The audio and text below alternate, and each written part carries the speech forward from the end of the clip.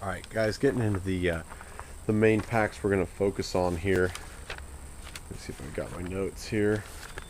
This is an REI pack. It's a year or so old. It's what they call the Quick UL 45. Same one you saw in my night hike video. I've got some bulk in these guys just to sort of fill them out so you can kind of get a better idea of how much capacity they have. You'll notice that the lid is completely flat. I don't have anything in there. But check out the night hike video. I do some pretty good breakdown of this. It is only 1 pound 14 ounces, just shy of 2 pounds.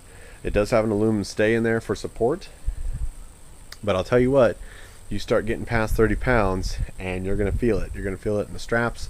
You're going to feel it in the lack of hip support. I sort of threw this up on here because I want you to, along with our gear organization and stuff like that, find out what you need to do, like I keep saying. But if you've only got to bug out to maybe your grandparents' house outside of the city, and your loadout's only going to be 30 pounds, that's fine. If you don't have any tactical gear and you're not adding huge amounts of ammo and water and things that are really going to bulk and weigh you down, this may be a perfect pack for you. It's got an ample amount of room, 45 being its 45 liters capacity.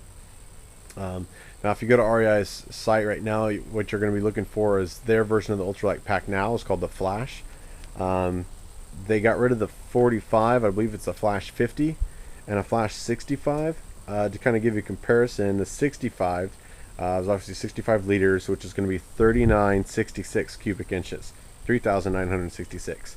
That pack is going to come just over 3 pounds for 65 cubic inch, or 65 liters of storage.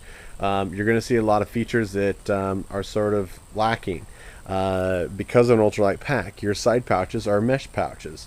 They're not exactly easy to get to while wearing the pack, although it is capable to do it. It takes some practice. The lid you can take off to save weight, obviously. It has a side pouch, or the front pouch here, to access a pocket, but there's no access to the bag other than the top loading bag. Top loading bags are nice if you're into cramming gear in there. If you have a front loading open up so the zipper runs all the way around, not only does that lessen its waterproof effectiveness, but if you overload the living crap out of that thing and start cramming gear in there and start freaking out and leaving your house, if those zippers fail, all your stuff's going to be on the ground. And it may not happen while you're packing. It may happen 2 miles down the road. All your gear is just flopping out everywhere, and it's wet. If it's rainy, it's on the ground, it's dirty. You got to try and get it back in. You got to find some way to fix that seam. You saw in my night hike video, I did have a waterproof stuff sack. It was sort of a bright beacon orange that you could use for signaling and whatnot, but that's also a waterproof sack, so it keeps all your gear together.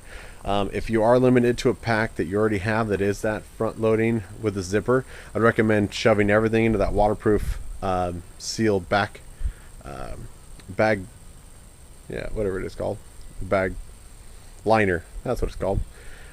Get yourself a good bag liner for it, and then if your zipper busts, you know what, you can either carry the bag, you could just duct tape around the whole thing, but if you've got socks and miscellaneous stuff and it's just shoved in there and you're not organized and that thing blows out on you, you're going to be a hurting unit on the side of the road.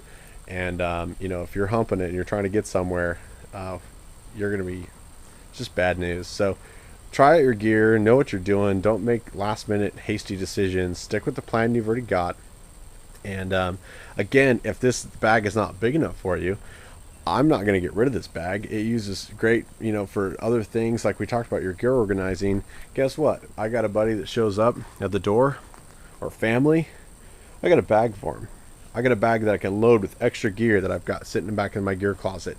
I can give him a stove. I can give him a first aid kit. I can give him some food and some water. And you know what? We're all set. Let's go.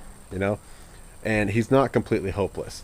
Maybe his car broke down and he wasn't as prepared, and he has stuff at his house and there's no way to get to his house, but he knows where you live, and so he gets to our house and we take care of him. And maybe that bag enables him to try and get back to his house or to other families that he's meeting up, and he's not completely hopeless. So there's ways to help out with your gear, even if you're not planning on using it. So we're going to move on.